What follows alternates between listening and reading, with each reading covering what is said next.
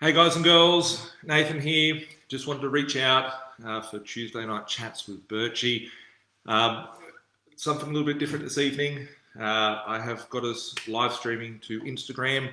If you are not on the Instagram, I encourage you to hop over to Instagram at the B.Invested Instagram page. So thanks for joining on tonight, guys.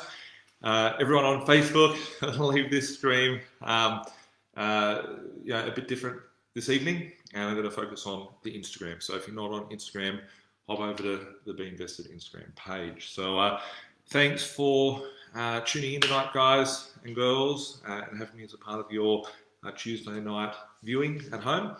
Got a few things that I really want to cover off on today, and seeing a comment here saying shitloads better quality. With it, I have got a new phone thing that has like a ring around it, which has a light and has much better quality. So just thought I'd try something a little bit different. So yeah, with it, thanks a lot for tuning in. Thanks for all the waves that I'm seeing here.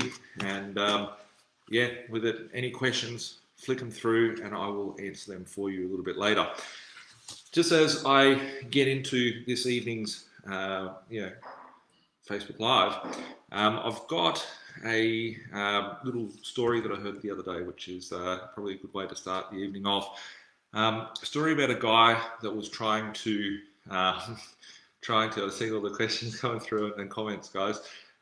With it, a story about a guy trying to catch some ducks. So the story goes that there's this farmer who has a big pond, and every year he tries to capture a duck, and the duck knows that the farmer's trying to capture the actual ducks, and they never go near him. They fly down, they pick up a bit of water, and they take off. And then over winter, the ducks go and they try and do the same thing, but it's frozen over, and they don't land.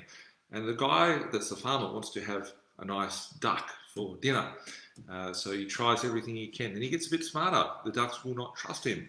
So what the farmer ends up doing is he starts putting some corn, like little corn seeds around. So then the ducks come down, they eat a bit of corn, and then they drink some water, and then they fly off. And then suddenly things start happening, and the farmer gets a bit smarter. He doesn't kill any of the ducks. He doesn't do anything. He keeps feeding them, and he builds up trust and engages with them. And then what happens is when it becomes winter, and there's nowhere for them to go, and they're a bit cold, they come inside his barn, and he gives them food and gives them grains and all that sort of stuff. And eventually, everyone's feeling happy because all the ducks are like, yeah, we're getting fed, we've got water, we're eating, we're drinking, and everyone's happy. However, the farmer's having duck stew and duck meals every night of the week due to the fact of how he's got a system that's in place.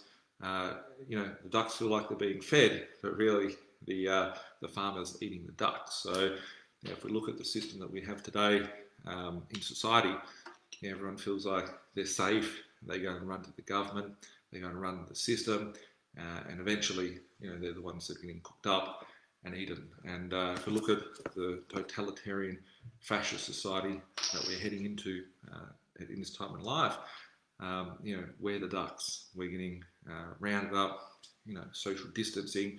I was watching a video from Jeff Berwick earlier. He was talking about, some of the things that, the world's gone crazy with social distancing, to the point when you go to Burger King and they put like a big hat, which has got like a 1 meter hat brim on it, and you can't bump into people, or these bumper chairs where you have a little table, and then just turn off the sound on them. And for this social distancing, the world has gone really, really crazy. The new normal is not normal, and interesting world. But today, I've got a lot of paper that I've printed off. For those of you that are on Birchfeed, if you're not on Birchfeed, it is free now. So head over to birchfeed.com. Enter any details, we'll get you into Birchfeed. It used to be $1 a day, but at the moment I'm just giving people free access to it. It's my data, things that I look at on a daily basis, something that I think might be good. I'll share it with the community, and spread the love. So on that, we heard this week that there's a $60 billion overrun with this JobKeeper, a universal basic income scheme that's going on at the moment. If we can't trust the number that's coming from the government, right, our farmer that's feeding us, if we can't trust the numbers that are coming out from there, the stats are wrong, how many of the deaths were wrong, how many of the the cases that were wrong, how many other sort of numbers were wrong, and that's what we need to be asking ourselves with all the information that's coming out there. An extra $60 billion worth of money. It appears that they've signed the ink with the Fed.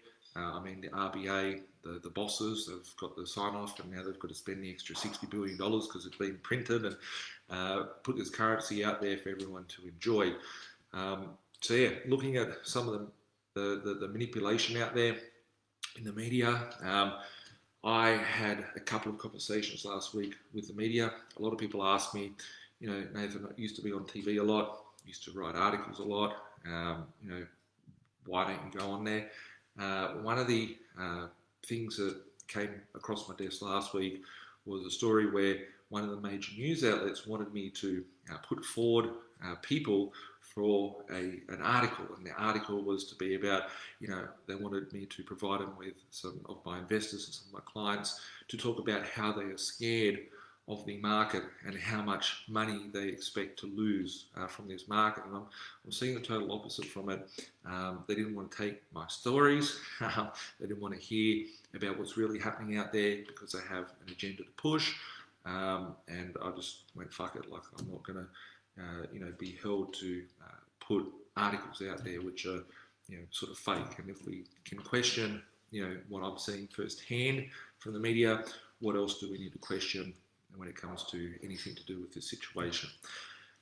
If we have a look at Hertz, one of the stories this week, Hertz, the hire car company, have filed for Chapter 11 bankruptcy in the US. Smash up the likes, guys, smash up the likes. I'm seeing this is different. I've never used the Instagram Live beforehand, but if you could share this, could like it, could put it on your stories, share it around, it would be tremendous and very much appreciated. Looking at Hertz, 400,000 vehicles are in Hertz. They've got creditors that they've got to pay. Does it mean that they're closed up, locked down? No, it doesn't mean that. Chapter 11 bankruptcy in the US basically means that you've called the administrators in. The business isn't completely and utter dead. They're just buying themselves some time to keep the sharks away and be able to work out a forward plan. However, if a company like Hertz is filing for administration, we need to question a lot of the other companies that are going to be fallen soldiers and dying over this time. As I said, when we look at companies like Hertz, we look at the fact that Target's closing all of these stores. Look, they've been on deathbed for a long while. What else is going to come up? And I've had people ask me recently, Nathan, I've heard you talk about shares and the stock market, fear for the markets over the course of the next sort of 6 months. Why is that going to be the case? A lot of people are sitting on the sidelines and they're sort of expecting the sky to fall in. We saw the stock market take a hit in March, and then we saw it quickly recover quite a lot.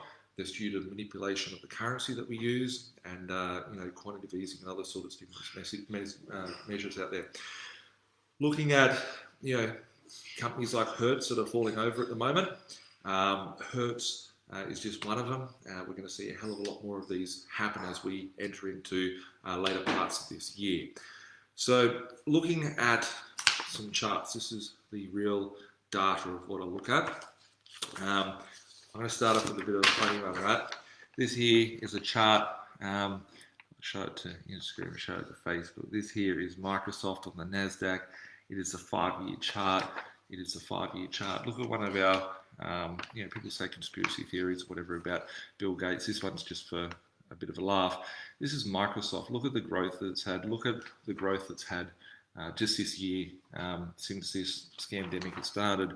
Microsoft has done pretty well. Just interesting. Not here to talk about that. Here to talk about some things that I've seen occur over the last few years. Just going to put a few of these charts here as I get them right. If we have a look at, I'm going to start with the Australian bond yield. We've got the 1 year Treasury bond. If we have a look at it over the course of the last 5 years here, there is some trends that are occurring. So currently the 1 year Aussie bond is at 26.5 basis points. If we have a look at that, we can see quite clearly that it snapped here as we entered into 2019, but quite significantly in the 11th of October 2018. 11th of October was a day that I launched Birchfeed. It couldn't have been a fucking coincidence any greater than that. The day that Birchfeed got launched is when we started to see the reduction of the Australian 1 year bond. If we look at that a little bit closer as to what has been happening in the last 12 months, we can see quite clearly here on the chart. These are off, it's off one of the charts. I think it's investing.com where this chart came from. It's a good app if you've just download on your phone. 125 basis points where we entered into a year ago. We started to see the volatility here, see the first rate cut, which signaled from May to June, and then we saw the second rate cut. And as we enter into this year, we start to see the further rate cuts. If we have a look at the chart now, we will see that this is flatlined, never been seen beforehand, the flatlining of the chart. If we look at the Aussie dollar over the course of the last 5 years, it's followed a similar thread where the dollar has collapsed against the US dollar. We started to see that happen in the start of 2017. As we go back and look at some of the other charts which occurred over the course of the last, I'll go to these ones here first actually. Just want to share with you some of the data. It's important to look back at this data and go, wow, where did we come from? How did we end up here? And what's installed for the future. So if we look at the US 10-year, a lot of the 10-year treasuries is what the banks use their funding for. You can find these on the investing.com. This is the 1 year chart, but look at the 5 year chart for starters.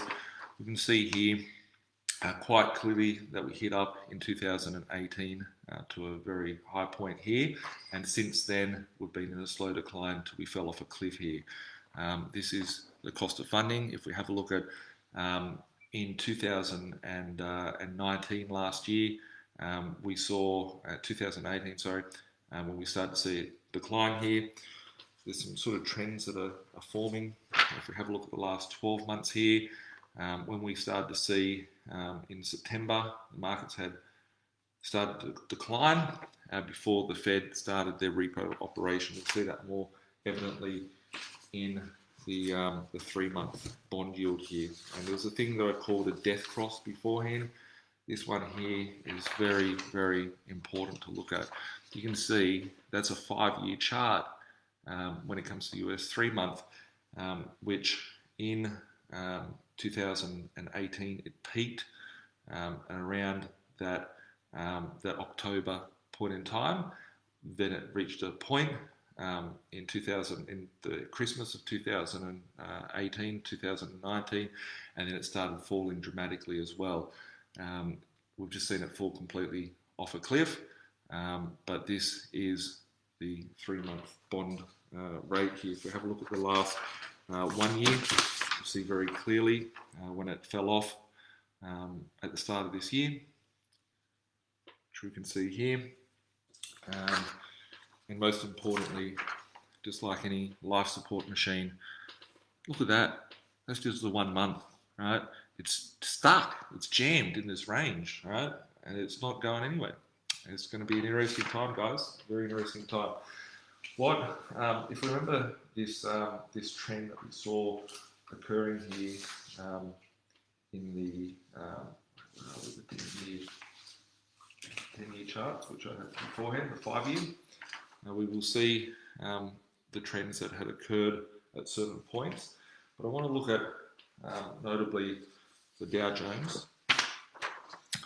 what's happened there. It went up, hit a peak around 2017, fell backwards. This was at the start of 2018. It started to fall backwards. That was sucking liquidity out in the system all the way up with quantitative easing 3. They started printing off money. If we have a look at the Aussie dollar, it had hit a high point and started to fall. If you overlay these charts with each other, sorry, it's not any more funkier or nicer or cleaner than what we're seeing here. If we overlay these charts, we'll start seeing points when things had changed. And very importantly, if we have a look when they started to suck liquidity out of the system. So they'd been printing off lots and lots of money, and there was a thing called quantitative tightening, which occurred in around November 2017, where they started sucking money out of the system, and that's when we started to see the flat line. It started to stall moving forward. To have a look at the ASX in Australia, instead of pulling the money out of the system, we started putting things like APRA in place, which we saw the market going all the way up. 2016, 2017, it started to stall, had a blow off top when they started repo operations last year. If we have a look at the Bitcoin market, this is just the charts for Bitcoin, all the way up 2017. As we entered into 2018, the whole market crashed, and that was the same time throughout all markets. Doesn't matter if you're in the Dow Jones, doesn't matter if you're in the ASX, just very, very interesting data. And it's important to look and think about what is going to happen next. So, just have a look at some of your questions, guys. Keep the questions coming through. I'll get to them shortly. I had some questions that were asked through from the community. Oh, this, everyone's talking about FBI book, and I had this F, you know what F stands for, right? It's like the communist platforms that we're working with. Looking at, this article here, I think it is from Channel Communism, it looks like. Or maybe it could be, which article is this? Yes, Channel Communism. Always be communism, ABC. There's an article that says, how come Australia suddenly has billions of dollars to pay for welfare? People are lining up at Centrelink and Bondi Junction on March the 23rd, right? As Bondi Junction, right? Admittedly, a lot of them could be backpackers or whatnot, but I remember seeing lines around northwest Sydney, over in what suburb was it? It was Rouse Hill, an affluent suburb, where there was just people lining up. I'm like, wow, this is something we expect to find in a sort of, a dole bludging area, but it was actually a $1 million household area. So how come Australia suddenly has billions of dollars to pay for welfare? With the scandemic, governments around the world have been spending huge amounts to support citizens forced to stay home and to prop up economies that threaten to collapse. Australian government's scandemic stimulus package totals about 200 billion so far. That's up to about 440 billion last time I had a look at it. And I expect that we're going to see it head into the trillions of dollars. This may sound dry, but it has huge implications. If you're in your 20s, paying off the national debt incurred through the scandemic, welfare could define a large part of your life. It could mean less government spending, which would mean worse public transport, fewer government jobs, less welfare, and government assistance for buying a first home.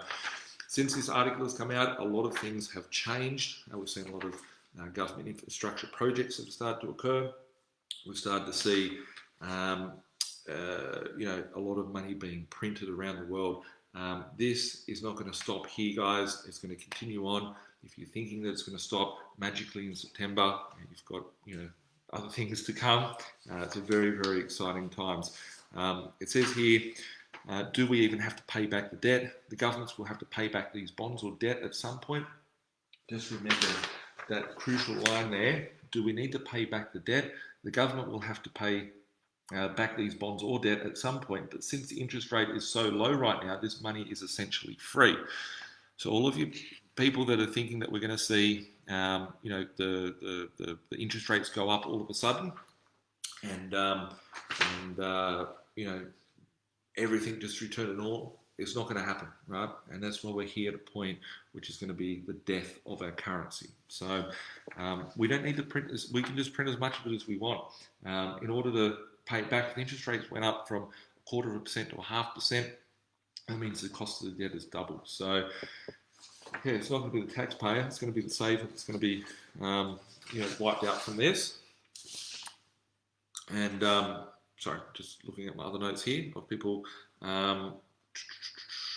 Yeah, I got asked this question last Friday from someone. I don't know who it actually came from, but yeah, my view on what we're seeing out there with the money printing is going to last a very long time. We're going to see a lot more currency creation and money being printed in the marketplace.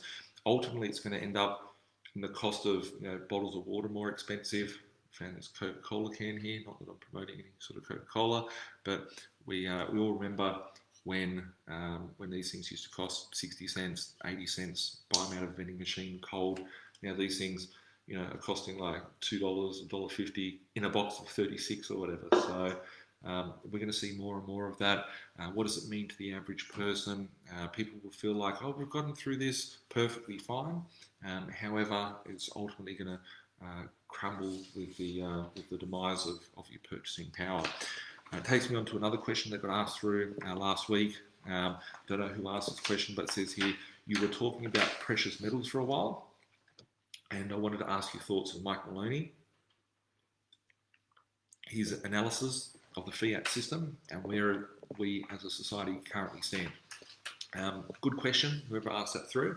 Mike Maloney, fundamentally, I like where he comes from, what he stands for when it comes to currency and the fiat debt-based Ponzi scheme, and his knowledge and context of what he provides out there to the community. If you guys aren't following him, go to YouTube. His name's Mike Maloney at goldsilver.com. This guy is very anti-property. He's not a fan of property. He always says when gold and silver go up, he wants to sell off his gold and silver and purchase property. To me, fabulous understanding of monetary systems. However, he uses it in order to sell the precious metals, selling gold and silver, and he's flogging off metal all the time. He recently put out a video about the Australian property market, saying it's in a bubble and all this sort of stuff. I couldn't disagree more with the bloke on that matter, but doesn't mean that I don't see eye to eye with him. I'm a big avid fan of precious metals, but purely as a bit of a ballast. I talked recently about a story of that Danny Deck chair guy. I think it's called Larry Lawn Chair.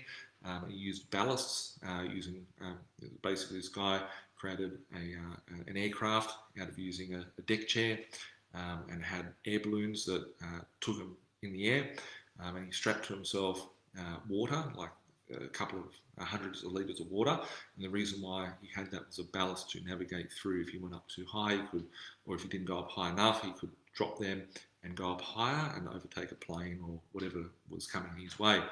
The reason why I like precious metals isn't as an investment.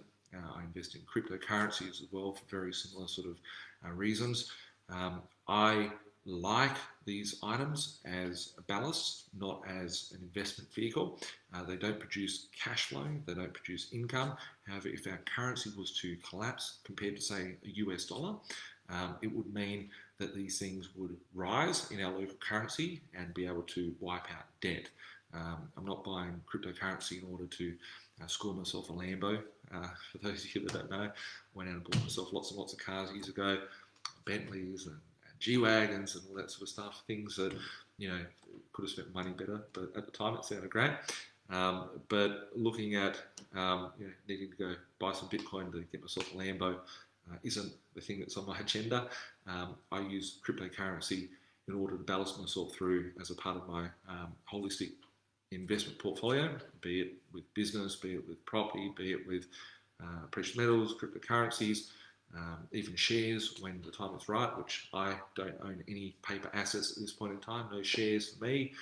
Doesn't mean I don't have them at times, and doesn't mean that I'm not a fan of shares. It's just at this point in time, I don't have holdings of that. But where does society stand moving forward? Where do we sit in the aspect of, are we going to head for a hyperinflation later in 2020? When's the hyperinflation coming? I hear that as a very common question from the community. I don't think that we're going to see the hyperinflation anytime soon. So just let's be clear on that. We're in a deflationary stage, and if you go and look at Mike Maloney's videos, he talks about we go through a deflationary phase, which I would believe correct. We're at a point at the moment where we are heading into a deflation. They're trying to steer that deflationary pressures away by printing out lots and lots of stimulus, which is money that's being created or currency that's being created, and suddenly cost of goods will go up from that. So I believe probably in the next 24 months, 36 months, we'll start to see the real effects of that, as well as over the course of the next decade. So that's my view on that. Ask through your questions, and with it, I will answer them for you. So just flicking through here on Instagram, lots of high fives and stuff like that. Jezza, when is the dollar going to crash? Just comment on that. I'm a farmer. It's be a good farmer and get those ducks. Regaining lockdown equals regaining control of prisoners during a riot. Exactly right. Who knows what yellow vestes are? Yellow vests were riots that were occurring later part last year in 2019.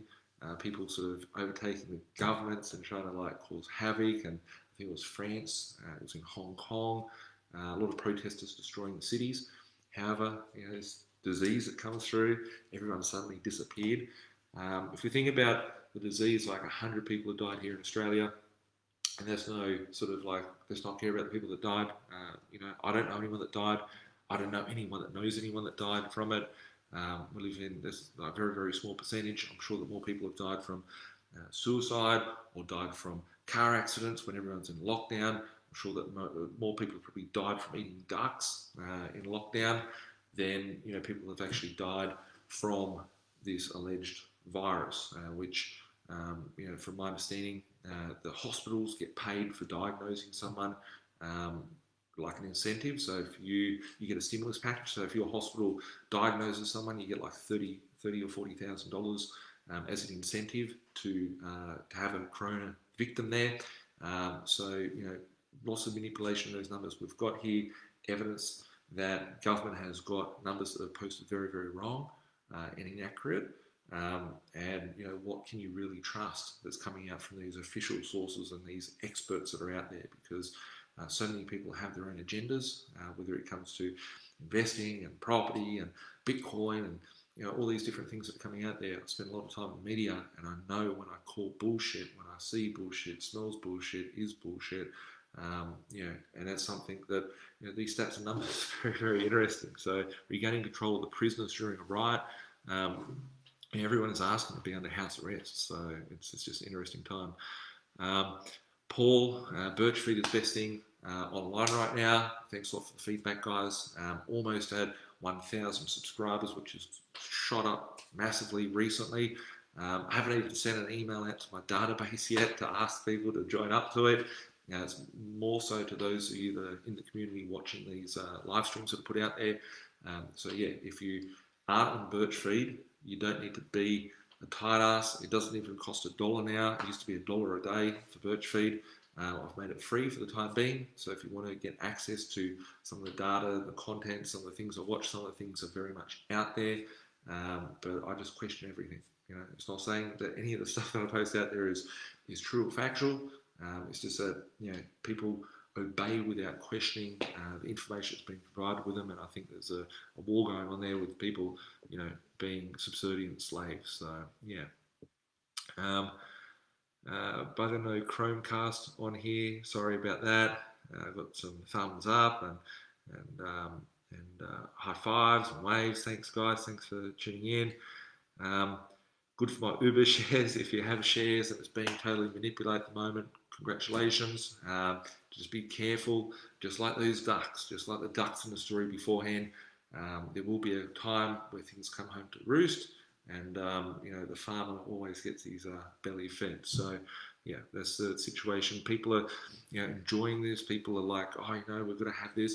If we think about the people that are actually encouraging for complete lockdown and people to have all their rights removed. These people are generally people that don't have much to lose out of this. So it's just interesting time. Aaron, I hope you're doing well, bro. You think Bitcoin and silver will go through the roof? Michael, I think that Bitcoin and silver and precious metals, one thing to watch out for these people that are spruiking precious metals out there, buy silver, buy gold, whatever, right? Silver traded in 1980 for $50, right? And we're in 2020 and silver's trading at, depending if you want to look at Aussie or US, $18 US, $28 Aussie. It is difficult to get it at the moment, but you could have held on to this sort of metal for the last 30, 40 years, and it would still be worth less than what you paid for it. I want to know who has become wealthy out of precious metals. They're the questions I ask, right? Because a lot of people that are spruiking fear and telling people to go and run out and purchase precious metals. However, they don't bring cash flow. They're not leveraged.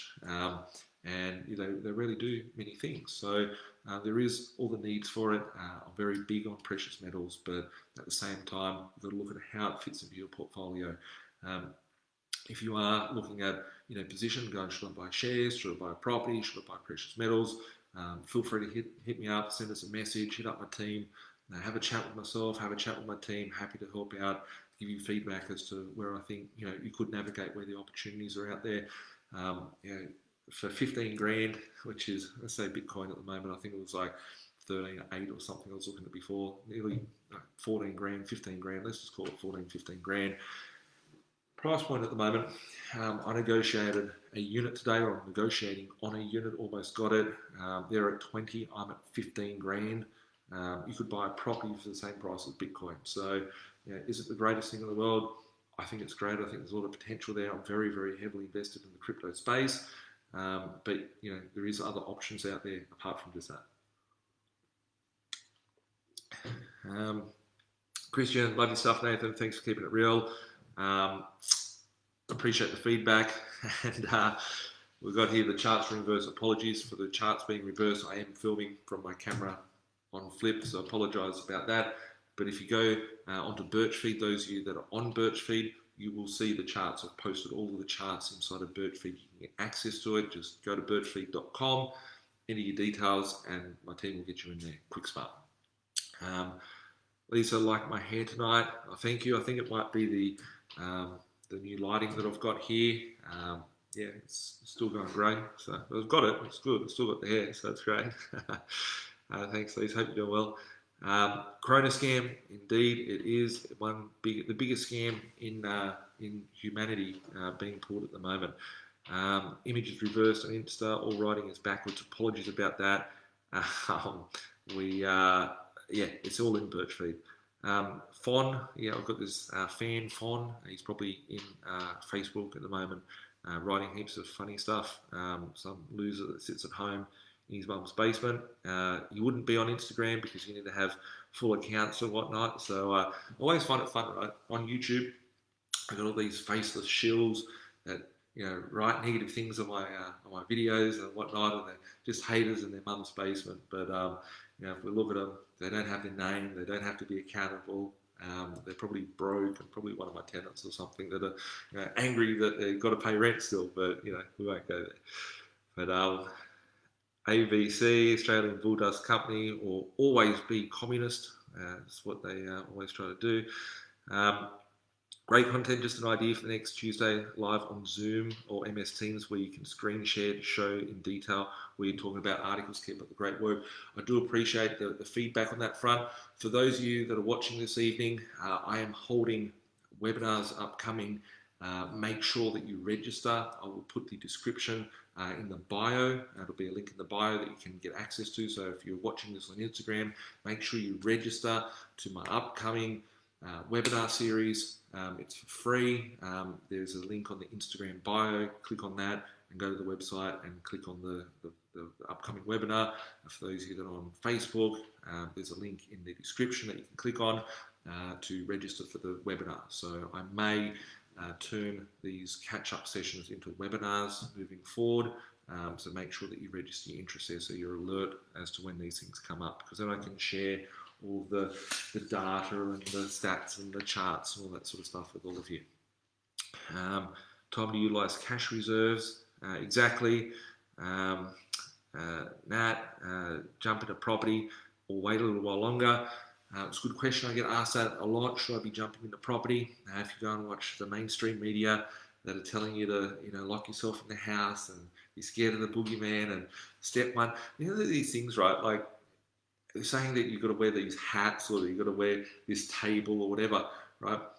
Sharing these items is going to be more dirty than just like not touching someone that's around you. So, there's a lot of self-interested, propagandized junk out there in the media at this point in time. As I said beforehand, words are getting forced to my mouth to report to the media, and I don't want to do that. So I'm not reporting to the media. They can, if they want to share what I say, they can. If not, then they can just keep brainwashing people with these articles of the sky's going to fall in, and these communist economists.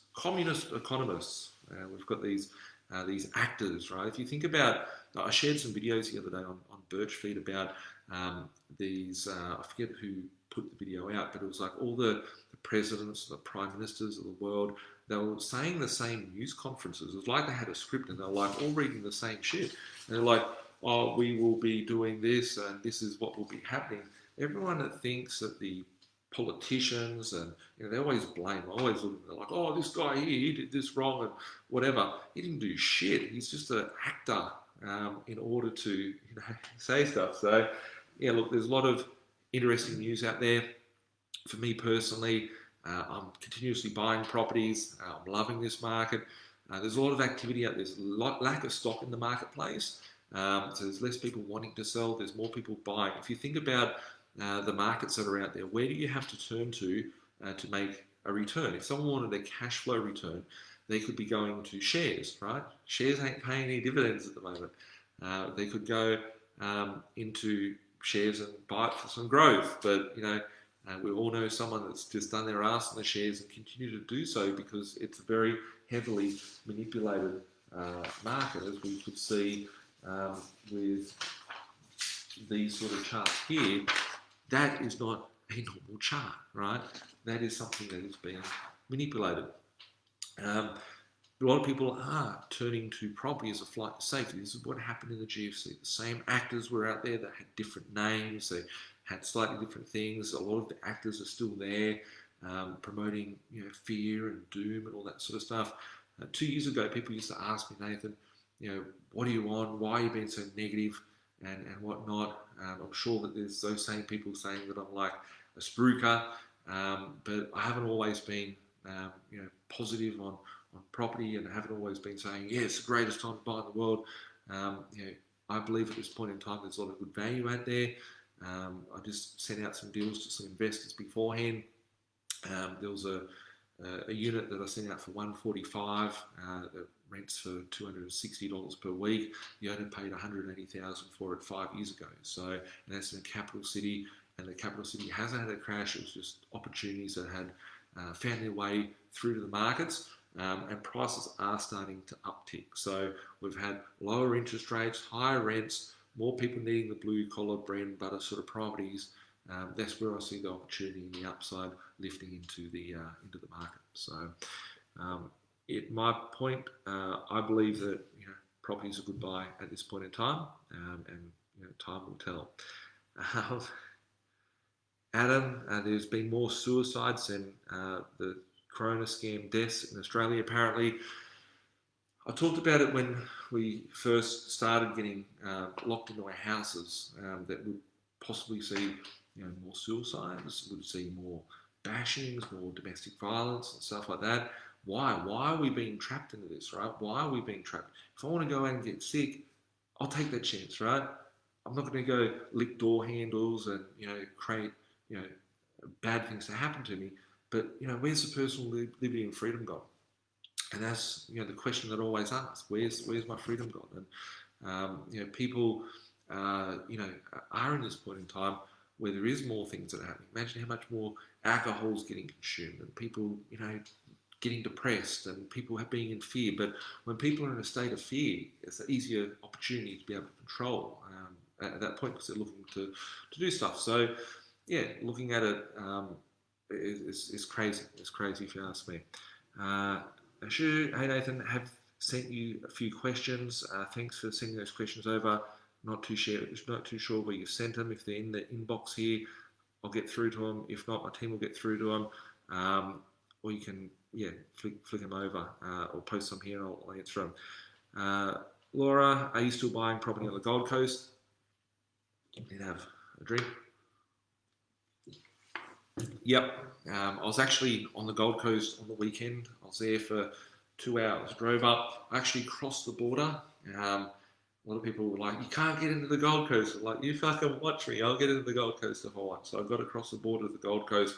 Spent a few hours there, and came back and I made a few videos which will be coming out over the course of the next couple of weeks. My team will be editing and uploading those videos.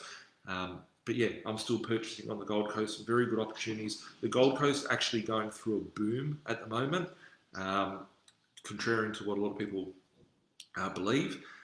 There's specific reasons why the Gold Coast is booming. I talk about that with my investors that I work with. I don't put it out there in Instagram lives and Facebook lives as to why, because it's my IP and my research that I do. But the Gold Coast is a very good buy at the moment and has some very, very strong, similar fundamentals to what Western Sydney had in the late 2000s, so from about 2008 to 2010. Some changes had occurred, and those same changes, like fundamentally exactly the same changes, have been adapted into the Gold Coast market of recent times. So I'm still buying there. What state would I buy in? I'm purchasing nationally, purchasing in all states at this point in time. It doesn't matter if it's over in Western Australia, it doesn't matter if it's in Adelaide, it doesn't matter even if it's in Victoria. I'm still purchasing, not that I'm purchasing, I know when I say I'm purchasing in Victoria, I was like, "Oh wow, you're buying in Melbourne." I'm not buying in Melbourne, but I am purchasing a couple of properties there for specific key reasons. But it's still very big on Sydney. Some of the results I'm picking up, just as some examples, in Sydney, picking up properties for about 270 grand. That are renting out for $300 a week. That used to sell for 380, 390 grand. Picking up properties in inner city for $500,000. That used to sell for 700 grand. They still do sell for 700 grand. Those ones actually, sorry. Recent sales of the properties currently on the market, 700 grand. We're picking them up for 510, 550, those sort of prices. So there is some pockets in Sydney where people are scared, people are being shaken out. So I love the fact that we can go in and take the newspaper in and be like, "Oh, things are falling. You better give them to us cheaper." And some people do hand over their wallets, rings, and watches, which I feel like I'm at the local train station as a kid and seeing people get rolled. But if people are selling property at the moment, it's their own prerogative. But I know what's to come with all the stimulus packages that are coming out, printing nearly $500 billion worth of currency and putting it out there in the marketplace. It's going to find its way through the system, and I believe that property is where it's going to be at. Beck said properties, or are we on? Not too sure what you're referring to there, but with it, property is still where it's at for me. James, can you elaborate on the question I asked you about principal and interest loan versus interest only? Does the principal interest mean you have a better borrowing power? Good question. So James asked me earlier on today, is it better to be principal and interest over I think it was a 25-year. I was on the road when you were texting me, mate, so I haven't gone back into your reply to me. But yeah, is it better to have a 25-year principal interest, a 30-year principal interest, an interest-only period? Depending on how the banks calculate the servicing, every institution calculates it slightly different, and that's the opportunity there. A lot of people ask me, how do we get to sort of 5, 10, 15, 20 properties, where most people only get 1 or 2 properties? And can you still build those property portfolios today? I'll get onto that separately. However, the importance all comes down to understanding how the back end of the banking system works and what the banks are looking at. So some banks will calculate income in one format, some banks will calculate income in a different way. Is it better to have it interest only or principal and interest? For me, I like preserving my cash flow. by paying the least amount as possible, so I can keep that capital and use it for other adventures. So for me personally, I'm paying principal and interest today, and that's just because my interest only periods have expired a long while ago, and I can't go and get new loans because I don't meet the bank's lending criteria at this point. But I think about it, I think like if I'm paying 200 grand a year, 300 grand a year, what am I paying?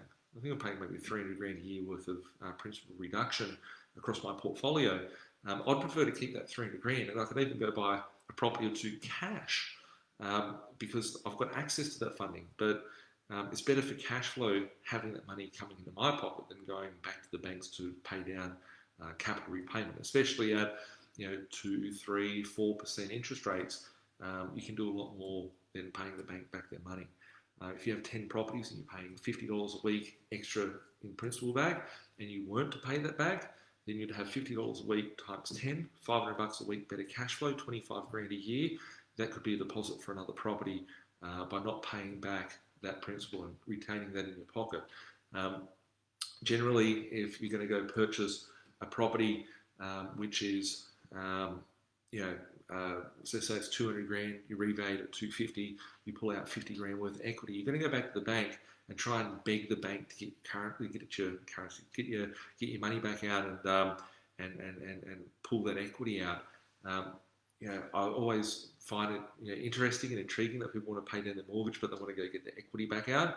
And it's like, why don't you just keep your money to start off with?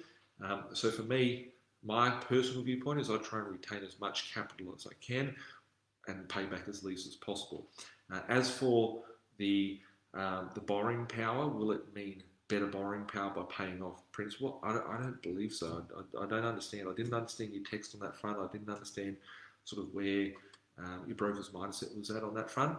But yeah, if you'd like me to put you in contact with my brokers, I can get them to have a look at it and give you some feedback on a strategy side of things. I expand that to all of you guys that are watching this, guys and girls to be correct, everyone that's watching this.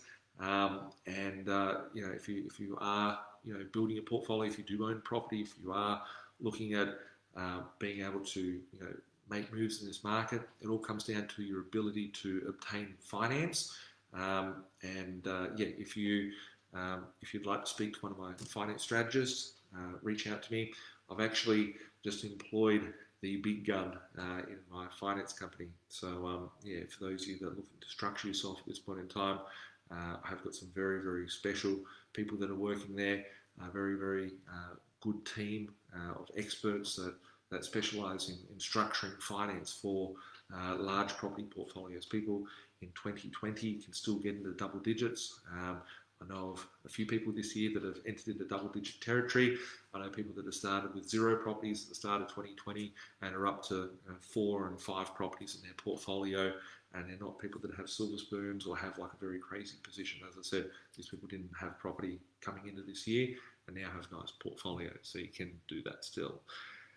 Borrowers, truth bombs, think critically, question everything, important, question everything, don't trust anything. If it makes sense, got to add up. If it doesn't make sense, question everything. Why is it like that? Why is it the media telling me these things? Just really, really crazy. And the conditioning, like this is all conditioning for social engineering to get, people, into conforming, not speaking out, not, I saw every time I go and look at the news, I don't watch the news, but I frequent it just for a bit of a giggle. Like most people go and watch, I don't know, the Kardashians, we're like, oh wow, look at these dickheads, right? I look at the media like that and I see what's happening and I'm like, wow, I wonder what, they're trying to screw China over the day. So let's, put some propaganda channel pro-China or negative for China. Water again. Look at that Pete Evans bloke. I saw him recently on the news that I don't think he was a chef or something on TV, and now he's been axed from the TV, and they're saying he's an anti-vaxxer and saying all these bad things about him. I've seen some of his stuff. I don't think he's too crazy out there, but there's agendas. There's agendas for having a poster person, right? Having a fall guy, having whatever, and that guy is. It appears to be one of their fall guys at the moment.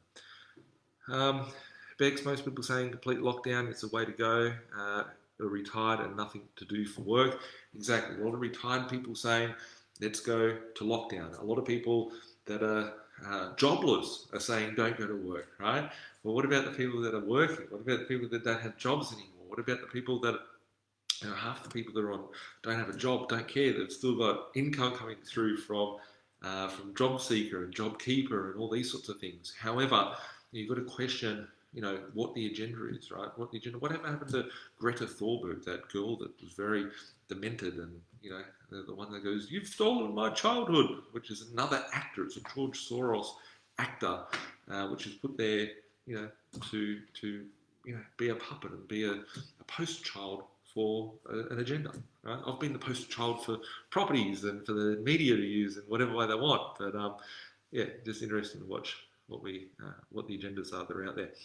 When the new currency comes around, will that wipe out all debt?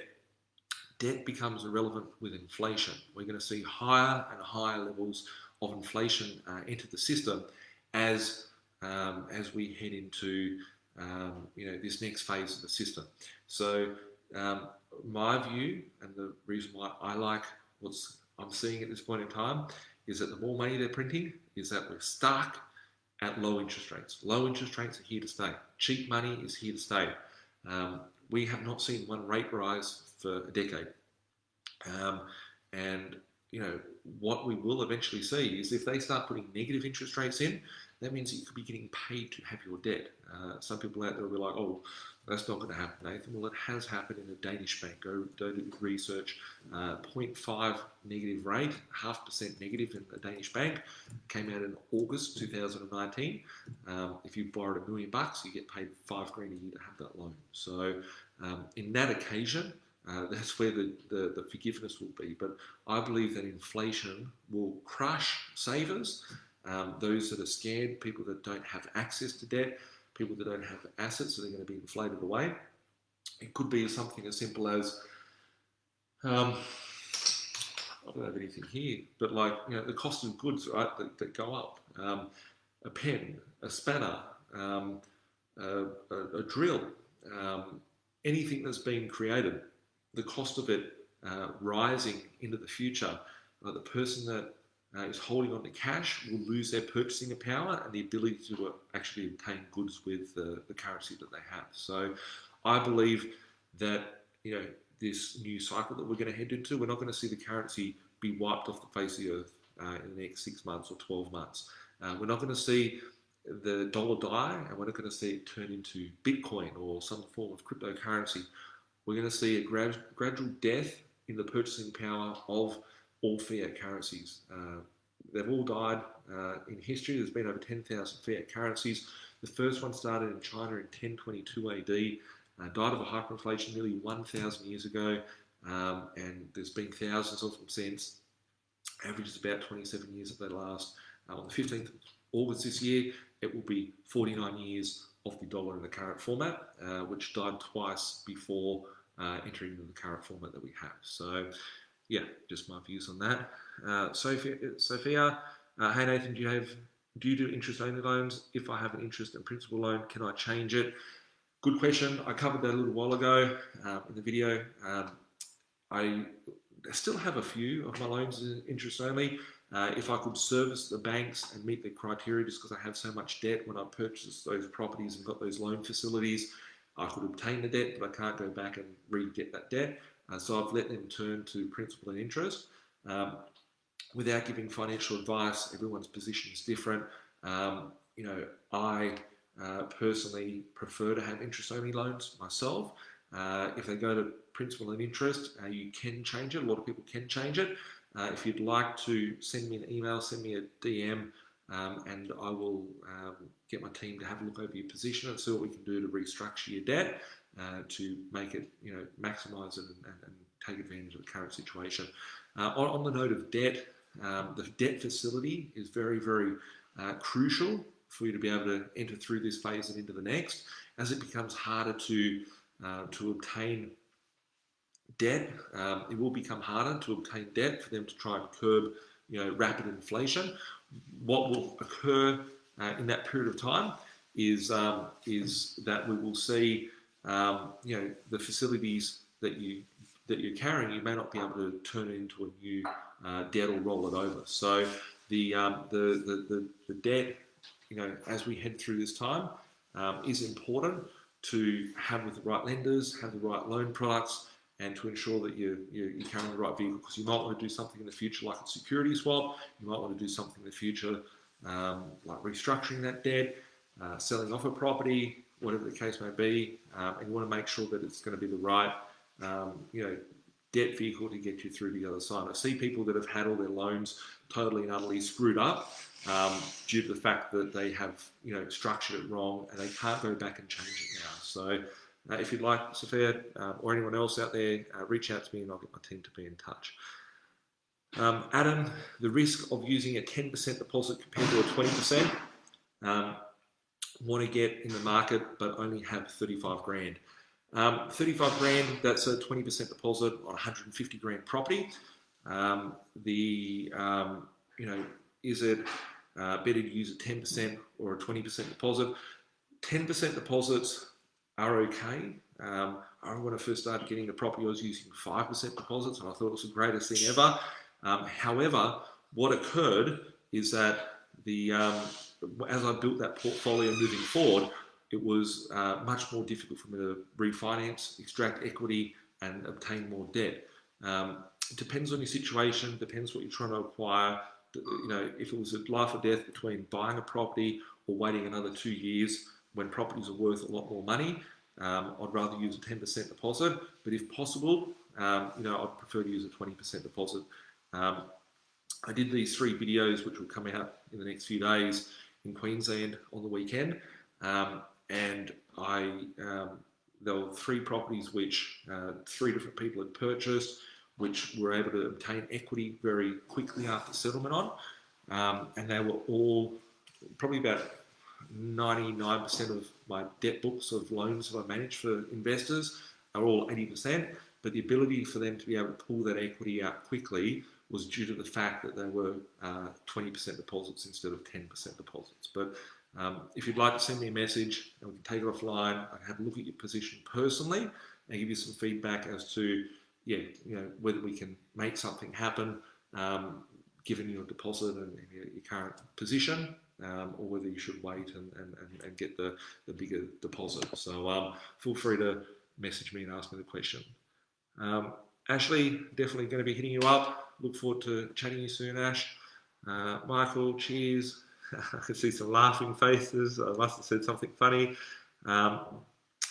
Banger Lion. I love on Instagram here, instead of just having, Bob Smith or whatever, we've got some cool names here. Banger Lion, what does Bitcoin actually buy? Really important question. I never actually thought about this. As a matter of fact, it's saying here on Instagram that this video is going to end very shortly. It's got 1 minute left. I never realized that it only lasts for a period of time. When it cuts out, I will start a new video. Might take a little bit of a break on Instagram. I'll wait for it to end. I'll go to Facebook, answer some of your questions. I'll come back and start a new live in a couple of moments. So I'll come back to you and answer your question. What does Bitcoin actually buy? And I've got a lot more questions here that I haven't had a chance to answer. So I'll get onto that. Might do some quick little videos tomorrow as well with some of your questions. But I will answer the Bitcoin, what does it buy, before I shut off, because I've got another minute here. Bitcoin is a medium of exchange, just like cash. However, it's limited to 21 million Bitcoins. So there'll only ever be 21 million Bitcoins in circulation. Some people can't access them. And actually make it harder and harder to obtain Bitcoins over time. What that does, it has a reverse effect with currency. As we can see with the money creation, there's a difference as to why things like the Aussie dollar and the bonds, as we can see here, bonds are falling in value. Bonds are falling in value, so the value of the money, and things like Bitcoin are rising in value over the years. And the reason being is that there's less and less of these bits of currency in circulation, meaning that they're harder to get, more rarer, more scarce, and people are more sought after than currency and pieces of debt being dollar bills that we use. So you can use Bitcoin for medium exchanges, lots of apps online where people can actually trade and pay for their services like PayPal now using Bitcoin. So lots and lots of things that you can use Bitcoin for buying, and it can be used as a store of wealth, very much like gold and silver back in the old days before it was manipulated. We'll catch up soon with Instagram. We're starting live. The story.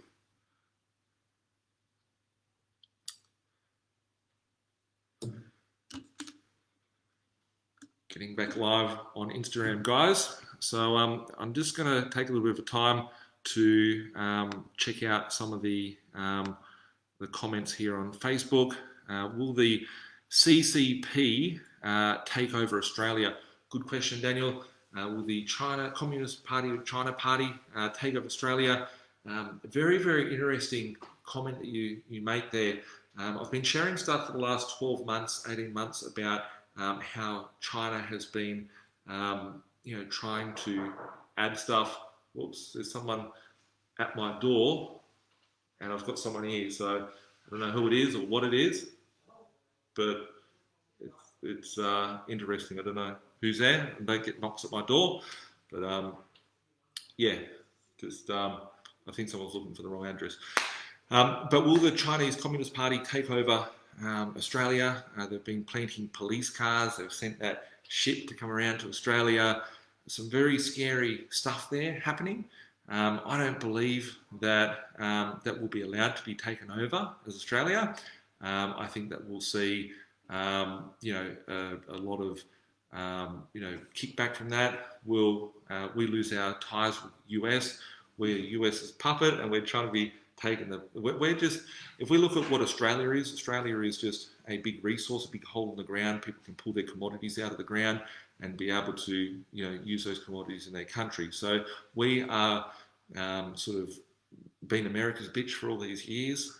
We provide America with, and the US with, human capital, a military base in Pine Gap in Northern Territory. We give them resources in order to be able to continue their debt-based fiat Ponzi scheme. China is trying to knock the US dollar off its perch, and that's why we're seeing a lot of this volatility happening out there. It all started on the 26th of March 2018. I've posted it a lot in Birch Feed, so yeah, check it out in there. But I don't think that we will see us getting taken over. David, why is all odds going up? Complete and utter manipulation from the central banks around the world, yeah, that's why we're starting to see the change in these products out there. Do I think that these paper markets are going to do crazy things? They will do in the short term, but we're going to be in round two for this in the later part of this year. In my opinion, no financial advice, of course. Jake, do you think the 50 grand for new homes will come through? Good question. So recently, out of the media, they've come out and talked about the potential of a first homeowner grant for new homes being $50,000. I believe that this will be a possibility. We saw $14,000 first homeowner grant come out in 2010 or 2008. Sorry.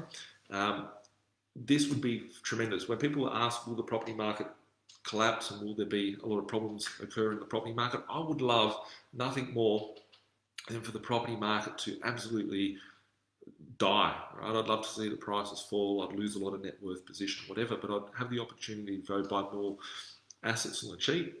And as well as, apart from doing that, they would put in all these new stimulus packages. So when that,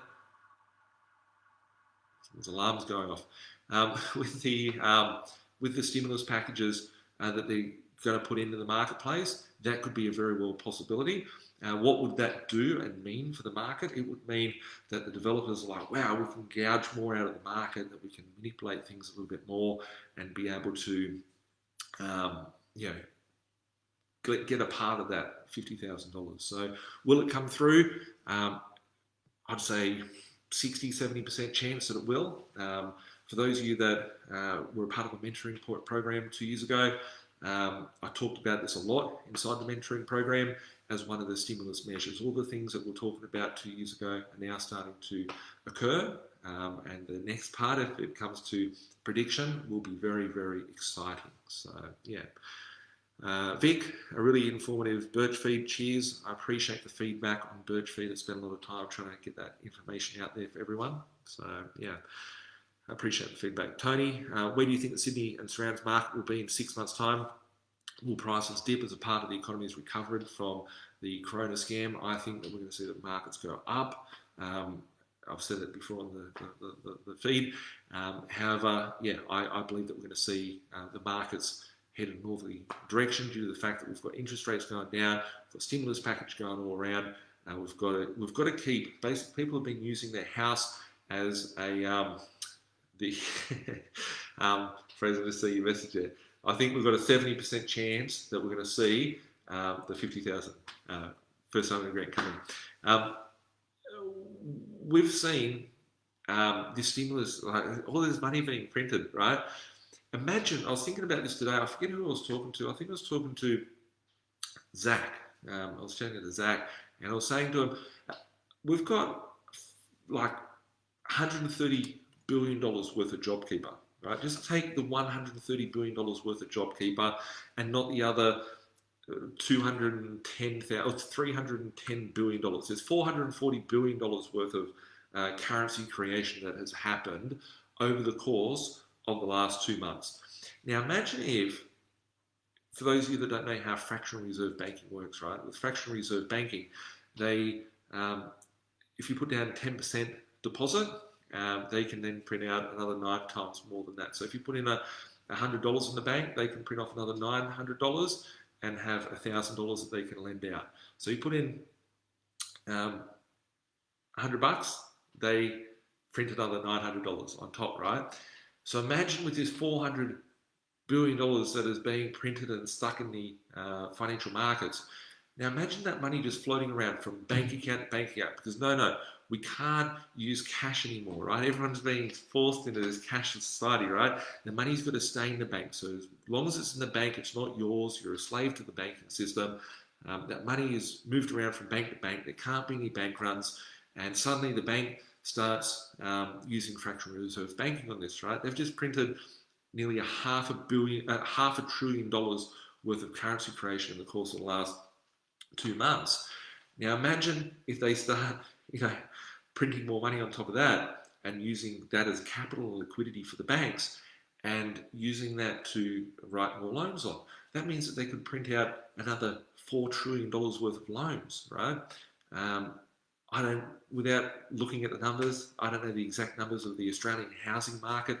I think the Australian housing market's like $1.5 trillion or something. So all this currency creation could have very major impacts on other financial markets that no one has even thought about yet. All these people out there talking about, the sky's going to fall in, and they've all got their own agendas and whatnot. It's going to be very, very interesting to see, very interesting to watch. I think that we're going to see a lot of this money trickle down into the economy. Property market is a giant ATM machine and a Ponzi scheme for every other financial market. It's manipulated like nothing else out there.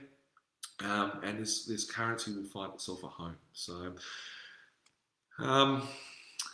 Lawrence, I've made some really good deals on the basis of fear of a really big drop in valuations. Do you see valuations crashing in 8 to 10 months times annual rates in some of these Melbourne and Sydney areas?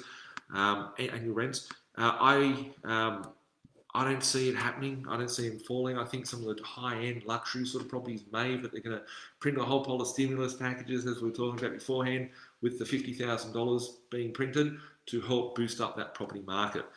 Alex, see the S&P 500 futures have now cracked the 3,000. It's like, how did this ever happen? How is that possible to happen? We've got the worst thing in history. We've got the biggest depression since the Great Depression, and things are going amazing. What is different now compared to the 1920s and the 1930s when we saw the Great Depression is that they didn't print money like they do now. They can get currency out there circulating. They can just put more digits in, they get more currency circulating and stop ourselves from going into a deep sort of recession or depression. The outcome from that will cause a greater loss to the economy, and and eventually cause the hyperinflation that I've talked about so many times. Elvis, with such a large portfolio that you obviously have some other businesses that can help with all the mortgages. Can you talk about what businesses have you set up around your property portfolio? Obviously, you've mentioned Zinger, buyer's agent, anything else, and how many employees do you have? Have you had to let any employees go during the scamdemic? Good question, Elvis. With it, I've got over a dozen companies. They range from a law firm, accountancy practice, financial planning, real estate office firms, buyer's agency, education business, some computer programs. I've got a solar farm that I'm building. I've got some other sort of businesses that are outside of the B.Invested group. What else do I have?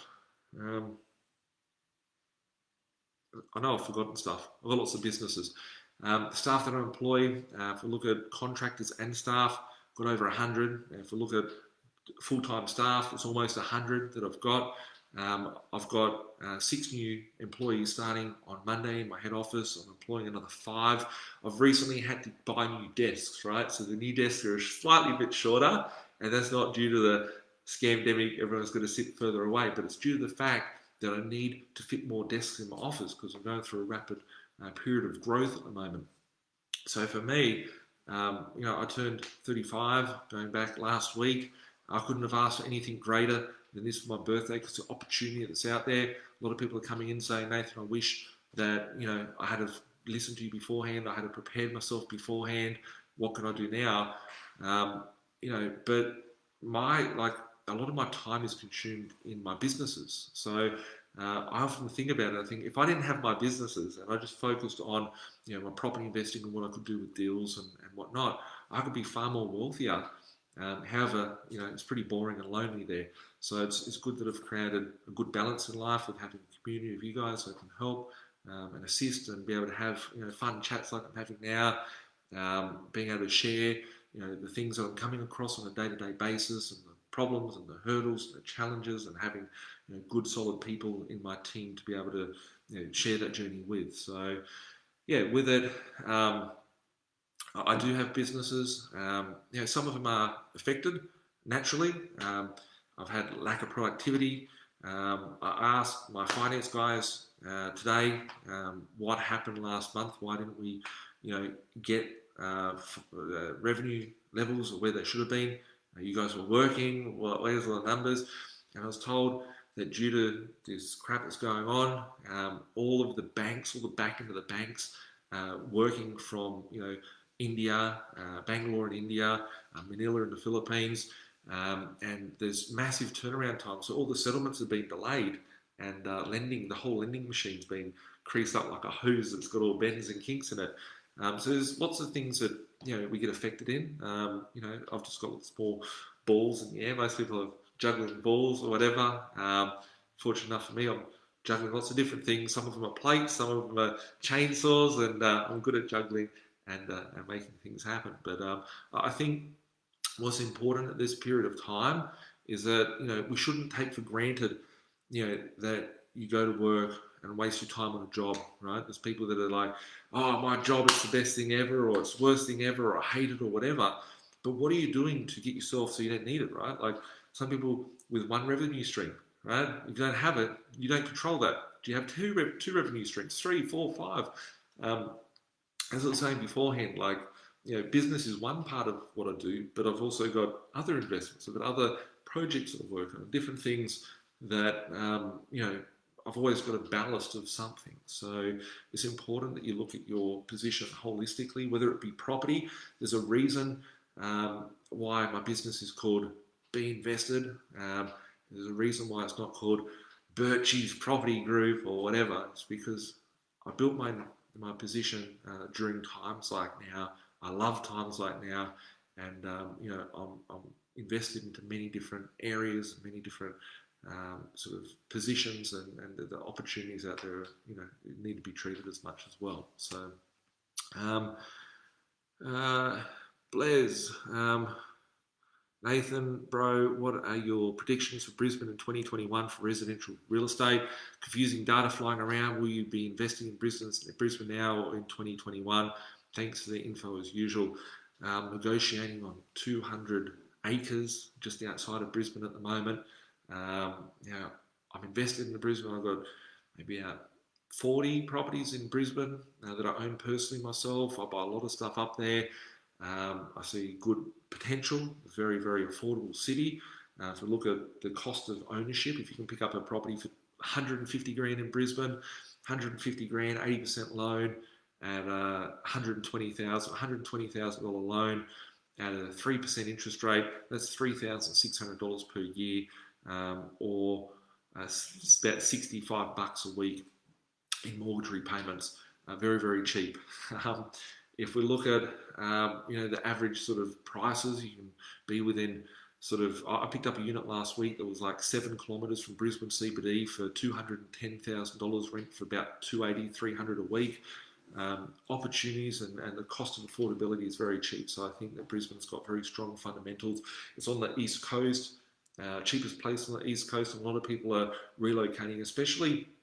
The reason why I like affordable properties, and I've always talked about buying bread and butter, blue collar, blue chip sort of properties, is that in times like now, this is what it takes to build a recession-proof property portfolio, because you've got an abundance of people wanting affordable property and not paying stupid sort of figures for those properties. They don't have the top end. Your expensive cars are not what's going to sell now. I sold some cars recently. It's because I'm upgrading my garage and I've got too much stuff in a garage and too many cars that I don't drive, and I want other cars for my dad to drive. So I'm in the process of buying a big fucking truck, like an actual truck, like an Iveco, and I've purchased a new Raptor. But looking at the car market, some cars have gone up in value tremendously.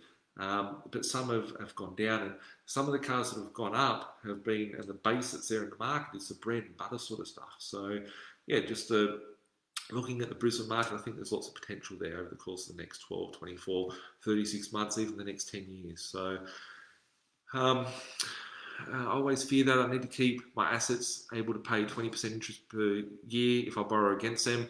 I think your comment, Lawrence, was beforehand when I was talking about the interest rates going up. I don't see interest rates being able to go up. David, have you noticed Western Sydney rents have gone down? It has been a bit soft in Western Sydney, but I saw the Western Sydney rents drop about 24, 36 months ago. At the moment, like I run a rental office in my office, so for those of you that have properties and I don't manage them, I'd like to manage them. If your real estate agent's not doing the right job, feel free to hit me up. I'd like to manage your assets. You can either trust a real estate agent to manage your properties, or you could have myself and my team be able to focus on increasing your cash flow and getting the right returns. Still renting out properties. I've been very eager eye on the rents and the arrears and whatnot across the portfolio, and I've only noticed a small amount of delinquents, which is different than normal. Normally we work at a very, very small margin of less than 1% of arrears. It's gone up to about 5%, but people are talking about 50% and people not paying rent and stuff. It's been very minimal and marginal that's occurred. Jacob, the more money they print, the more infrastructure projects, the more media scare tactics, the bigger the boom we will have down the road. On another note, crypto is not something to be used to buy coffee. It is a system that I believe could be needed if we go into a digital dollar. Yes, I have ridden cryptocurrencies for many, many years, all the way up to 28 grand for Bitcoin, all the way back down for 3 grand. I was picking it up when it was like $500 a Bitcoin. And I keep it for a longer and a bigger vision than just simply using cryptocurrency or a Bitcoin to buy something. So, Craig, investment choice right now. There's a whole smorgasbord of different investments, depending on what what is in line with your goals and your strategy and what you're trying to achieve. Got to head back over to Instagram. Have I flogged the Merc off yet? No, I haven't. The Mercedes is one of the cars that I'm getting rid of, the G-Wags. If anyone wants to buy a G-Wagon, let me know, but it's not the right vehicle for you guys, because you guys should be using the vehicle of property and assets to get ahead in line with your goals. John, I like Nathan compared to these real estate education spruikers who make money selling high-priced courses. At least he's actually done well and prove it. Appreciate that, John. Thanks for the comments and kind words. With it, I just say things as they are. I don't have to worry about anything anyone's going to do for me, anything that I can sell. If I can help people that are in line with my own belief system, my own views, I do this stuff for fun, and I like to, work with good people. So I just say things as they are. And if I can help people, that's cool. If not, then there's lots of other people out there to go to. But I'm not always liked, and that's fine. But I at least say what is right and what's on my mind, and what I see as being the right answer. Property is a real asset that is meant to hold over long term. Shares are not assets, but they are meant to be traded, which can make you money. Nathan, are you doing any hardware investment at the moment? Maybe some light industrial capability? Yeah, I'm investing into lots of hardware at the moment.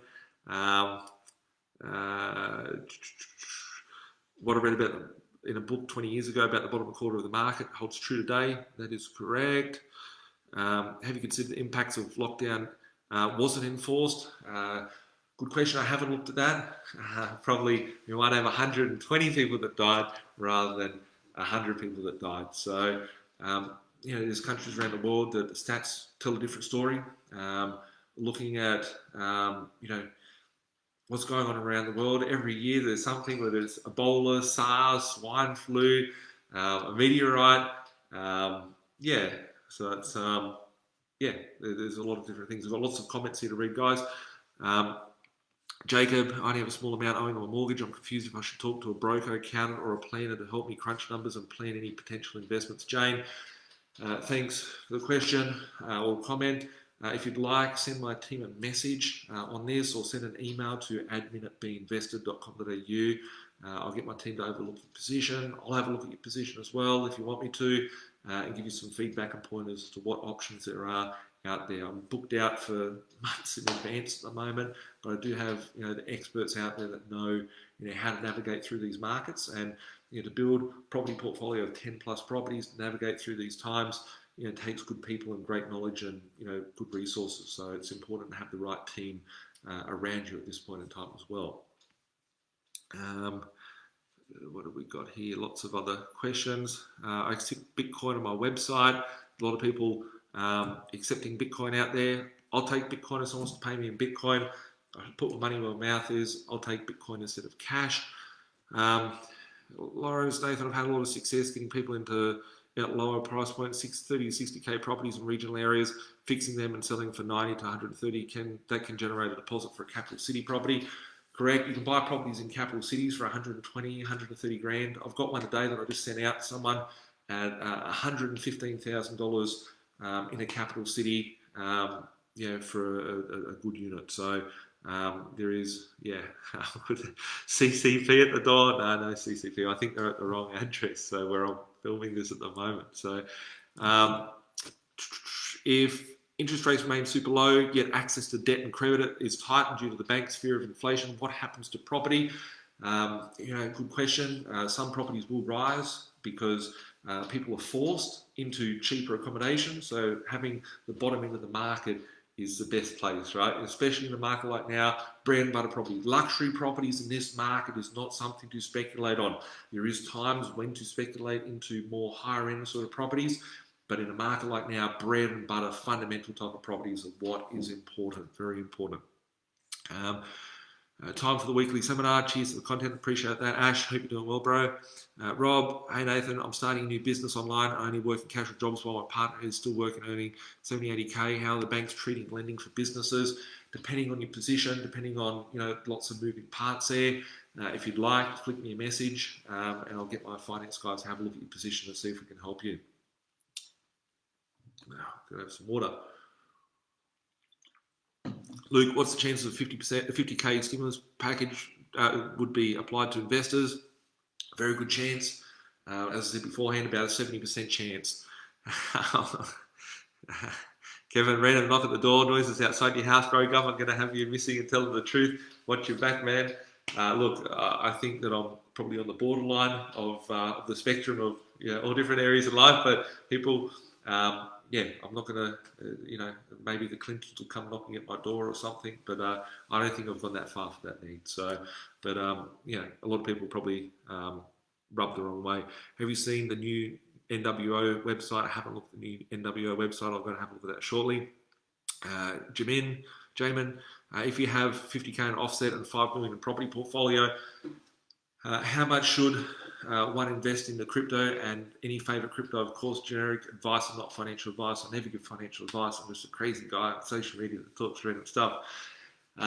If I had 50k in the offset and 5 million in the property portfolio, depends on what your comfortable level of buffer is. I know that I've got lots of cash flow that occurs and generates, so I know that if I run short on capital, there's always new cash flow coming in to support and to top up that position. It comes down to how much comfortable you feel having cash reserves, investing in the crypto. I wouldn't just go and say I'm going to put 50k into crypto tomorrow and have no cash.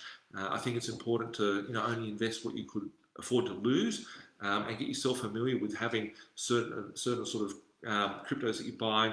Whether it's buying $100 and seeing how that goes, buying $1,000, seeing how it goes, and building up that position. So, Paul, there goes the US Federal Reserve printers. That's not just the US Federal Reserve today. It's like tick, tick, tick, tick, tick, tick, tick, because they're just typing digits into existence. So, Rob, I'll drive your truck, mate. If you're a truck driver, if any truck drivers are here wanting some work at the moment, I've got a lot of need for some truck drivers. So if you've got some, spare, need some work or some backloads or whatever, happy to send some work your way, guys. So calling out for truck drivers. Rob, hey Nathan, if you don't have a Blink office in a certain destination, how would you manage it interstate? I've tried to build nationally for Blink. I have people in all different locations. Some of my portfolios that I manage thousands and thousands of properties at Blink. Some locations don't have a physical office, but I've got people on the ground because a lot of the software we use now is all done in one central location. So all the accounts, all the repairs, all the maintenance, all that sort of stuff, I do it in my head office because then I can oversee it and make sure that everything's running efficiently for people. But a lot of the money that I've invested over the years has been into software to be able to provide that service, which is very different to a real estate agent. So we can have a portfolio approach and be able to sort of get the maximum sort of rental return and minimal sort of expenses. Jay, hi Nath, great content as always, mate. How long do you project the 50k new home build to take to come into effect? Don't know. It's only talks. Just be really careful on that, guys. The 50 grand new home building stimulus package is not in effect. It's just something that some lobbyist groups are talking about. But if we need to stimulate the economy, we need to get employees back on work, we need to get tradies back on work, we need to get money flowing through the system.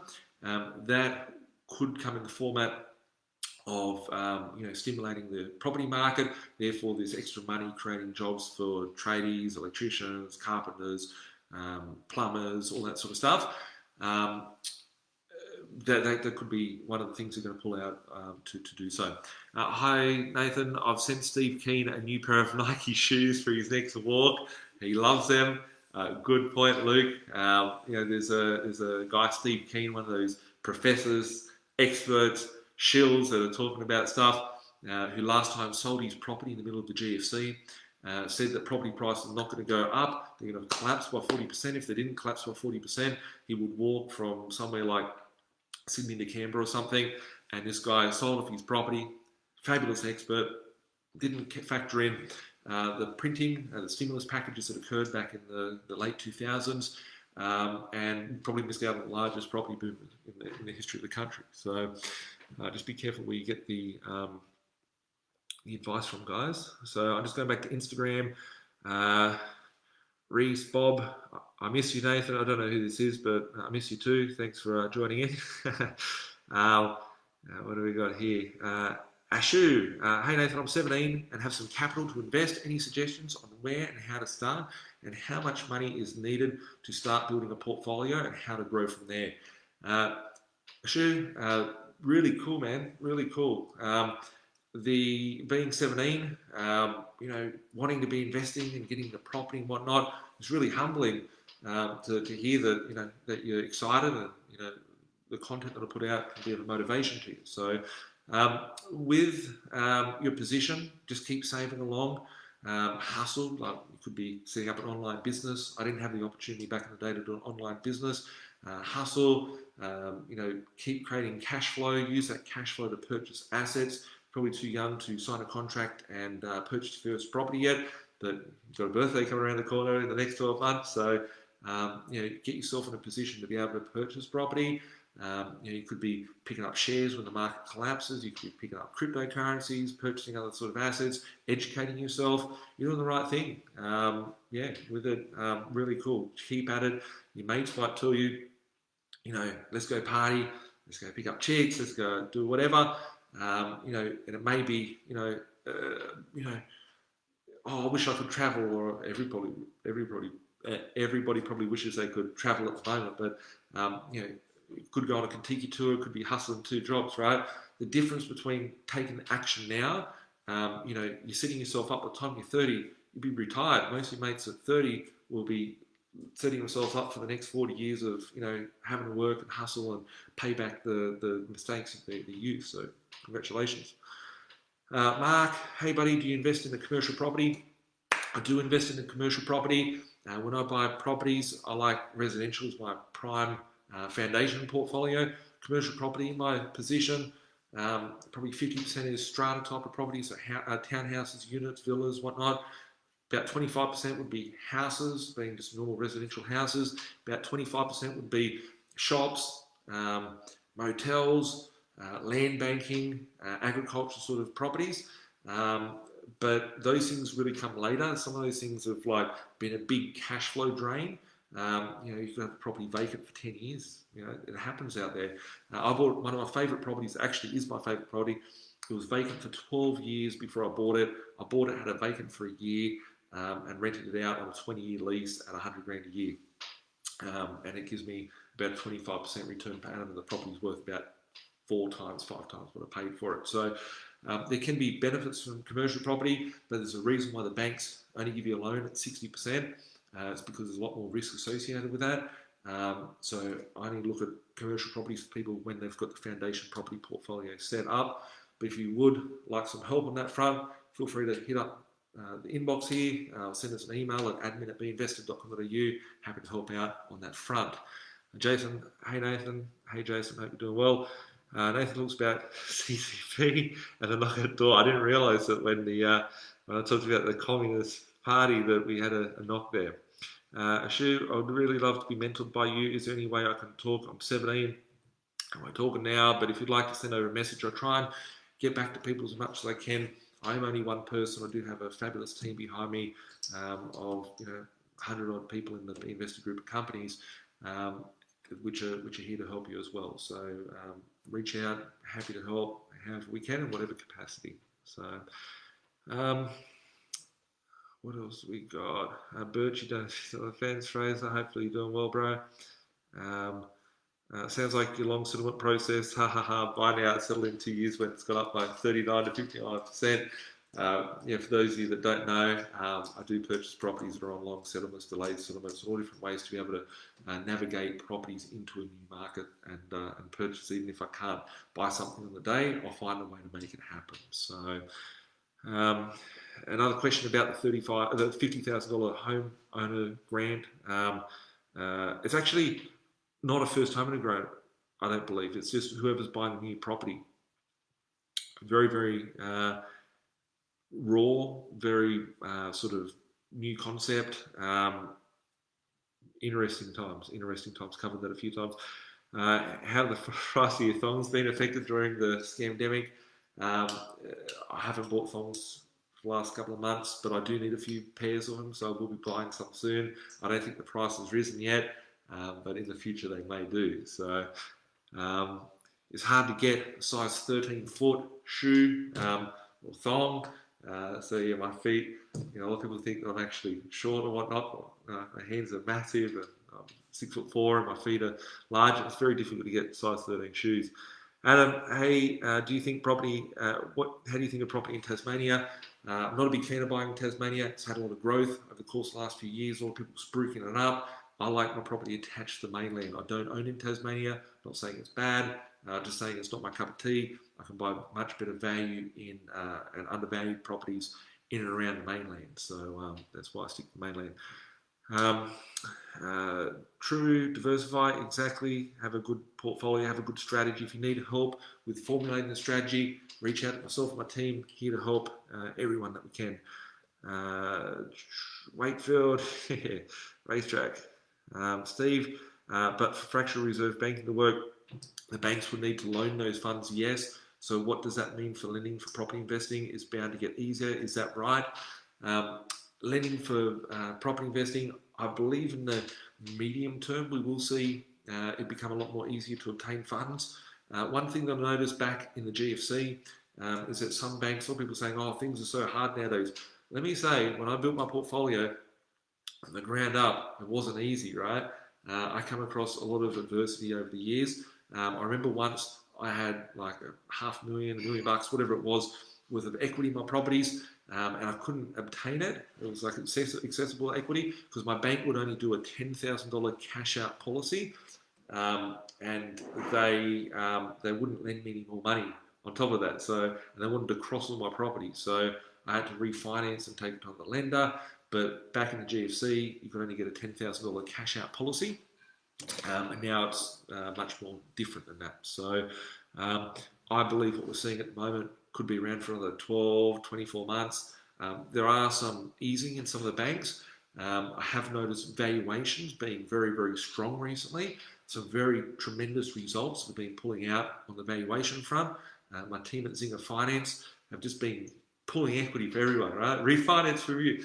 Like, I hate this chick because she's mainstream, right? Very satanic sort of person, but you get a free car, you get a free car, you get a free car, you get a free car. People are getting equity like that, just like Oprah Winfrey would say that people get free stuff. But yeah, do you know much about Coin with a QQOIN? It's a newish cryptocurrency, never heard of it. I like sticking to the legacy sort of coins, being Bitcoin, Ethereum, Litecoin, EOS, Monero, Zcash, just due to the fact that there's a lot more stability in these coins. A lot of scams out there. There's literally tens of thousands of different cryptocurrencies out there, which will eventually end up to be nothing. Job creator, see that from Morrison? It's like watching the future with watching you. Wow, I never realized this. So a few weeks ago, I talked about job creator, right? We've got job seeker, job keeper, and a job creator. If that is really what's going to happen shortly, I am waiting to see that job creator. I talk about Birchfeed being history before it happens. I put out data there, which it sort of looks out into the future as to what we're going to be seeing, and did call for a job creator to be out there. If there is a job creator, it's going to be awesome because I want to employ more people, and the B.Invested organisation is growing, and to be able to claim access to some of these stimulus packages would be really, really tremendous. So that would be really cool. So thanks for that. On that note, guys, I think I'm going to end it very shortly. Elliot, what about the Perth, mate? I'm going through the process now with B.Invested and Zinger for a first property. Wouldn't mind buying my home city so I can renovate the properties as well and do maintenance to minimise my outlay. Got an idea on not doing things yourself? Sweat equity can be good in the early days. I used to do lots and lots of renos. People that came to Nathan in the late 2000s, when I first started the YouTube channel, I was one of the first people to be on YouTube. I was like, no one had property in YouTube, and I started with a video camera to my car. I used to go around doing renovations until someone wanted to delete my videos, and fuck you for deleting my videos, but it's interesting. Kind of happy that those videos, my renos, people used to know me as a reno guy, but it can be good, it can be profitable, it can be good to get you a leg up. Certainly when I was on 40 grand a year income, buying my first property, I had to, do a lot of, sweat equity because paying a painter or doing the painting myself was a good learning sort of circle. And but certainly nowadays I don't get involved with that. Last year I made a bet and a goal, and I started doing a lot of renos myself just for the fun of it. I documented a bit of that on social media. If it can work for you, then cool. But Elliot, with it, if you're coming on board for me to help you build your property portfolio, for those of you that don't know, this is a bit of a shameless plug. Every single property my investors buy, I locate it myself, I negotiate it myself, and I present it to my investors. So my investors' portfolios, I run my agency like a family office where I do, the building of the portfolios themselves. So if you're coming on board, Elliot, looks like that means you will be talking shortly, and I'll work through that plan one-on-one with you to make sure that we're getting the right assets in your portfolio to help you get to where you want to be. So it may be that we could purchase you something in Perth that you could purchase as a renovation property, or it may be more sense or more viable to buy something alternatively. But ultimately, it comes down to the numbers and how it's going to affect you get to your end goal. Some people need equity, some people need cash flow. It just depends what you need in your portfolio as to what my sort of recommendations would be for you to build that portfolio out. So on that note, guys, I think I had one last comment here on my phone. Actually, John McAfee, for those of you that are in cryptocurrency, just had some random tweet from him. It says here, daily death from the scamdemic dropped to 1,179. That's one death per 5 million population, about the same as the number of people who die from falling from ladders each day, right? We're in a world of like 8-9 billion people. We get one death per 5 million people. It's about the same amount of people that die from ladders each day. 1/5 as many as who die from diarrhea each day. It's a non-event, no matter how you slice it. So for all of those of you that are, worried about fucking going out there in the world and all that sort of stuff, these are the stats, right? They're real hardcore numbers. There's a bigger agenda being played at the moment, and everybody's getting played. It's important to be awake to it and to be questioning, what's being served up. I've got a question here that someone wrote in last week as well. It's on the phone. I wanted to answer that. I'm trying to get back to everybody. So if I didn't answer your question in the first Instagram live today, flick a message to my team and I'll make it as a question to answer for next week. What if someone buys 30 houses, all on mortgages, but producing passive income, and there is a crash in the market? It's a good question. Good point. If the property market crashed today, I'd be very, very happy.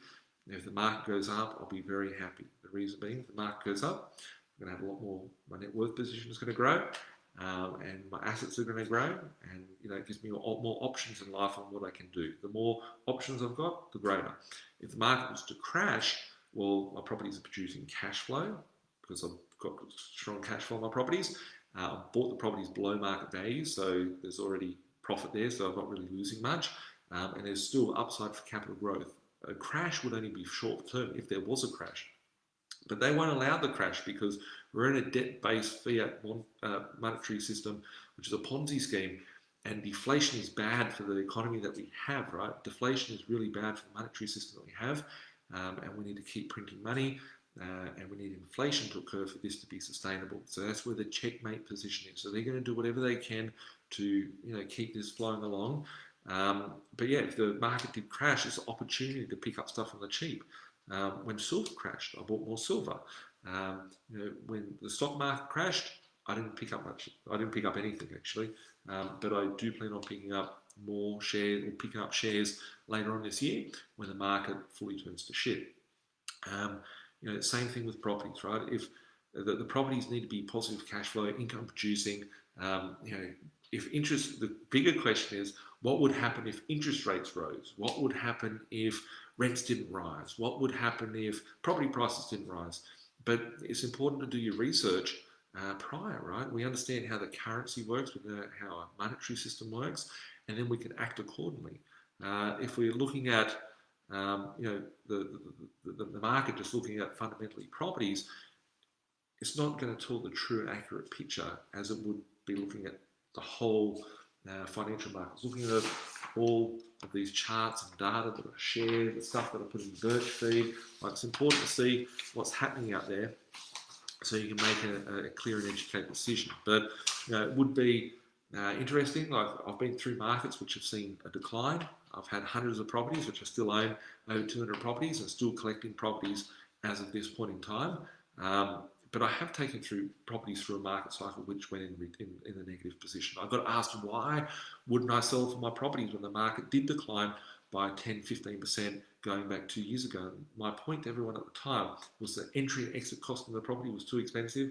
The tax position and implications on selling a property and having to pay the taxes. And most ultimately, is that when I go into a new market cycle, which we're at the entry level to a market cycle to increase, the market has been smashed over the last couple of years. Prices are starting to rise. All the stimulus packages are coming in, putting pent-up demand for prices to rise. When the market doubles, you don't want to be holding no property. You want to be holding a position that's going to be taken away in that market. So having stuff, when things have been smashed around is great. So, yeah, just my views and thoughts on it. Naru, can clients do vendor finance on a property with you? I don't go into vendor financing with my investors just to put some extra element of risk. I don't ever put my clients or my investors into a position where they could be left hanging, where they can't settle on something, or they're stuck at I remove all the risk. When I do a deal, all the risk is removed. I do organise delayed settlements, so if someone knows they've got funds coming in and stuff like that, I do a fair few times. It depends case by case. I do it a lot for myself. Occasionally I do it for my investors, but it's not something I do on a regular basis. It might be a couple of times a year that something like that would happen. But everybody's position is different, and if you want to hit me up, and I'll see what I can do if you need something like that to be able to help you out on that front. Just looking at some more of the questions here on Instagram. He called job maker. Taylor, that's cool, right? Job maker, that's crazy, right? Like, job maker.